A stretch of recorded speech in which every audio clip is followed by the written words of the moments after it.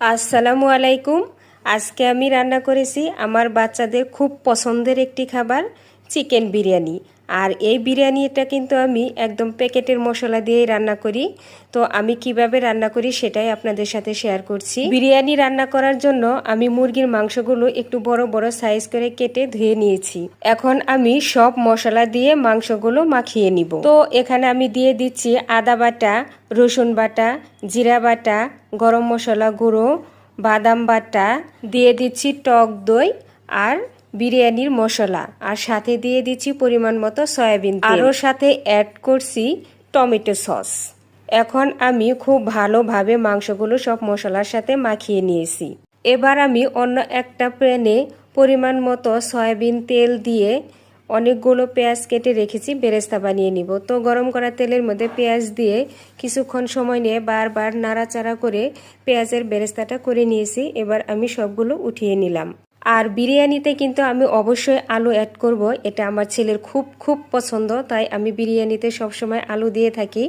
তো আলুগুলো তেলের মধ্যে দেওয়া হয়ে গেছে, একটু সামান্য পরিমাণ হলুদের গুঁড়া দিয়ে ভালোভাবে একটু লাল লাল করে ভেজে নিলাম। তো ভেজে নেওয়া শেষ হয়ে গেছে, আলুগুলো উঠিয়ে নিয়েছি। এবার ওই তেলের মধ্যে মেরিনেট করে রাখা মাংসগুলোর পিসগুলো আমি দিয়ে দিব। তো এক এক করে সবগুলো মাংসর পিস আমি দিয়ে দিয়েছি। এবার আমি ভালোভাবে খুন্তির সাহায্যে নেড়েচেড়ে কিছুক্ষণের জন্য ভেজে নিব।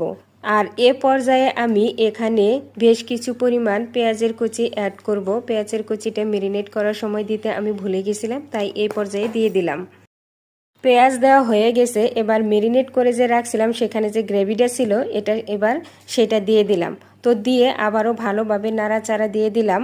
তো নাড়াচাড়া দেওয়া হয়ে গেলে এখানে আমি 7-8টা পরিমাণ কাঁচামরিচ দিয়ে আবারও ভালোভাবে নাড়াচাড়া দিয়ে 8-10 মিনিটের মতো সময় নিয়ে ভালোভাবে রান্না করে নিব। তো মাংসটা কিন্তু রান্না করা হয়ে গেছে, এবার আমি নামিয়ে নিলাম।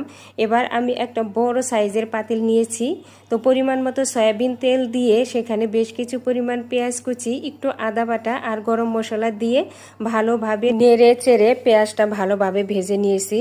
এবার ধুয়ে রাখা চালগুলো দিয়ে ভালোভাবে পেঁয়াজের সাথে নেড়ে চেড়ে কষিয়ে নিলাম।